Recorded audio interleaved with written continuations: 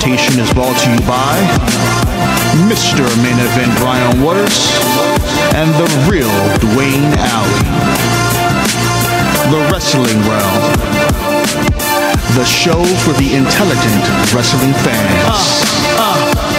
Off the top rope, I dwell in the wrestling realm. Like Jake stay in the snake pit and Kane be in hell. Like Jacob stay in the graveyard, I'm punkin' the shy. Call me Snooker cause I'm super and fly.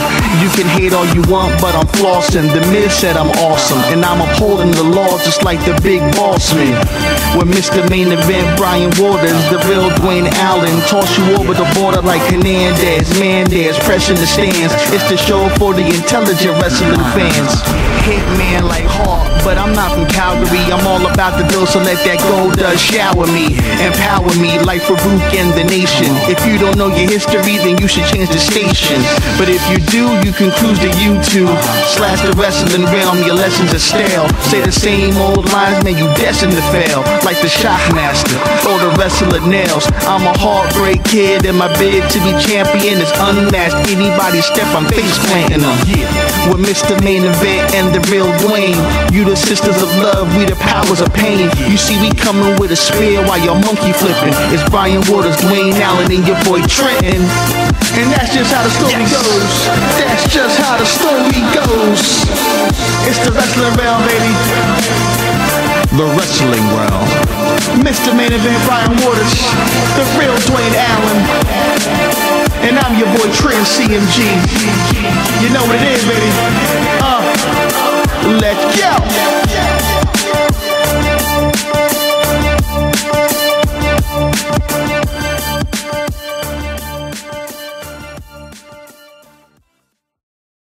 I remember the fall from Billy Gunn and Cactus Jack. And Terry Funk on the ladder. They got knocked over, and it was so many crazy spots in that match that I enjoyed the most. All the cake pan uses and stuff like that. It was just hilarious. Quite funny, quite funny. How about the ending, though? When they threw the dumpster. They were known for doing stuff that wasn't very nice. Right. And including stuff like previously with putting those guys in dumpsters and pushing them off the stage. You saw, like I said, during the time period where they were pushing the limit with a lot of different things. And when you watch yourself and it gets to the point where you say, okay, I don't know if that was supposed to go down like that. It makes you nervous. Yeah. Because it's like, okay, but that's what you want though, because you don't have that fourth wall when you know what's going on. It's like, wait a minute, Exactly. It provides that temporary suspense of belief where you don't have to sit there and ponder because you're trying to figure out, wait a minute, is this real or not? And we see that now in today's term, depending on whenever you watch this with The Rock and John Cena and their promos before WrestleMania. Certain things they're saying like, okay, no, wait a minute, where's that coming from? But you saw that with the New Age Outlaws, and like I said, I think this was the beginning of them really being really popular with the fans. And these guys were not good guys; they were bad guys, but they were over because they did whatever they wanted, and they thought it was funny, and they just had no remorse, and they were brutal. They were really young, and they were really good in the ring. That's a dangerous combination when you have guys that are really young and really good in the ring. I think they brought the tag team titles to another popularity where they continue the tradition of keeping the tag titles a main event title versus a mid card title, and now almost a low to no card title. You know what I mean? And sometimes you can put guys in those positions to have the title, and they make it important for that period of time, but it doesn't elevate it, because if it doesn't stay in that way, it loses steam. And I feel like the New Age Outlaws did a great job of that, especially working with like LOD, and then get a chance to work with Cactus Jack and Terry Funk. Right. So that overall, besides the match itself, made me enjoy it because it launched one of my favorite tag teams, my all-time favorite tag team, New Age Outlaws. Yeah.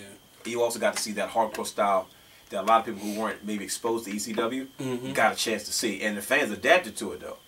They enjoyed it. They love that smash mouth, brutal, because it ushered in the Attitude Era. TV14, plenty of blood. Yeah. And when I'm not talking about the kind of Gangrel Portal people who turn the lights out.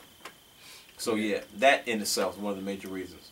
The Undertaker versus Kane, one of my all-time favorites. That's not my all-time. This is their best. This is the best one. I think they out of all they had, this is the best one. And then not saying the others were bad, but this is the beginning. and how they went, how Undertaker kept saying, "I'm not going to fight. I promised my parents I wasn't going to hit my brother." Right. And he's like, "I took a trip to the graveyard. You know, I will walk through the gates of hell to face you, Kane." The build-up was just one of the best I've seen in a long time, because you saw the brother angle again. Yeah. On the, like, in the Undertaker level. Like, you know how you saw it with Bret Hart, you know, from a family standpoint, but then you saw it from this psychotic family standpoint. Yeah. You know, you have all the dirt between Kane and Undertaker. Then you have Paul Bearer and Mix having an affair with, you know, the mother, and him being Kane's father. And it was just, it was just like, wow. And like I said, you kept hearing about this Kane character, and you never saw somebody dominate the Undertaker the way you saw Kane did, and especially in his debut. And it was kind of like, it's kind of like, you think back, just think about this right now. Undertaker was with Paul Bearer all those years, and it's kind of like he held him. It was like a dirty secret he was holding. Like, I got something. So you're gonna let me be your manager and take you to this next level, or else I'm gonna release it. You know. Right. So he's like, he's alive. You know, it's like they thought he burned in the fire. Oh man, that was just awesome. It was. It was probably one of the most realistic. Because I remember when you saw Paul Bearer, he came out without no makeup. He had the blonde hair, and it's like, okay, wait a minute, Yeah. what's going on? Like, what? That's Paul Bearer. But why is he like Normal, naked face? And it's like, you saw Undertaker in a very vulnerable place, because then you could tell that was a sensitive subject for him. And the fact that you were able to see, I like the fact that Paul Bearer was able to do with Kane what he did with the Undertaker, be his manager, because for a long time Kane didn't speak. You know, he didn't do a lot of stuff. He was just sort of that guy. But this, I think this is probably one of the most popular times I think Kane was the most popular in his career. right? Because and the match they had was crazy. Now, Kane was a veteran at the time. He had been in the WWF for a while, you know, under some failed characters, including Fake Diesel and Dr. Isaac Yankem, and you know, he had been around. Yeah. You know what I mean? And it's like, I'm glad that they found something for him to do, because he did it really, really well. He's big as I don't know what. He was the same size.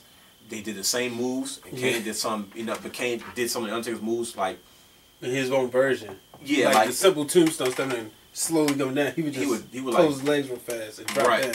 That it was more explosive. Right. Like the clothesline from the top rope, Undertaker did that, but the way Kane did it, he owned it now. Like when you think about the the top rope clothesline, that's Kane's now. You don't even think about Undertaker doing it. You're right. But Undertaker did it first. Yep. But like Kane would do stuff that the Undertaker would do, but then he did it in a way where it became now Kane's thing. It was like, it was a natural balance between Kane and Undertaker. And like I said, they were going to do things like the Brothers of Destruction 4 or 5 times, and whatever the case that may be. But that was the match I enjoyed the most. They tried, like, these guys got in the ring. They were very agile. Something you don't see from a lot of big guys nowadays. No offense, Matt Morgan and Crimson and all those big dudes. I just don't get you guys. There's a reason for that. But these guys are doing stuff like the spot where they try to, where Undertaker gets on top of his shoulders. Like, what were you guys planning to do? You 6'8", and you 6'10". What were you planning on doing? And they did the thing, and then Undertaker flying over the ropes, as he always does at WrestleMania. Yeah. And gets dropped on the table. It's like, wow, this they really pulling out the stops. Oh my gosh, how is he gonna do that this year? Oh man, because he didn't do one last year. Yeah, he did. Did he fly the ropes last year? Yeah, it was like right in the beginning. This is the last WrestleMania for Undertaker, I swear to you. 20-0, that's it. Sit down. Collect your paycheck. Get your royalties. He's going to be paid for a long time. Thought about royalties. Yeah, that's why he stuck around. He's smart. Yeah. But the numbers. The numerous choke slams, the reverses for the tombstones. Yeah. One of my favorite matches of all time. And like I said, and then actually, I was a tall guy. My brother was a tall guy. So that's that connection again. You know, that Undertaker versus Kane thing. You know, and so you was a Kane fan? No, I was a huge Undertaker fan, but I liked Kane though. Okay. Because like I said, I like those battles where the guy that you like is really getting pushed because he's met his evil equal. Like, those are my favorite battles because you realize it's the most intense. Yeah. You know what I mean? It's like, oh snap, he's just as good as the Undertaker. You know what I mean? It's like, oh man, he's just as big, he's just as strong. This might not go as well. And then you see the guy that's the hero push to his limit. Hogan Savage. You know, stuff like that. Like, he's like, oh wait a minute. You know, who else was I talking about? I can't remember. But matches like that, I enjoy the most. Yeah, you know what I'm saying? Like I said, those those periods in time where you have, you know, your guy being outdone by someone's like, uh-oh, you know, this guy might be a problem. So that's one of the major reasons why I was like, man, this, like I said, that's one of my all-time favorite matches. Can watch it at any point in time. You know, no hesitation. Doesn't get old.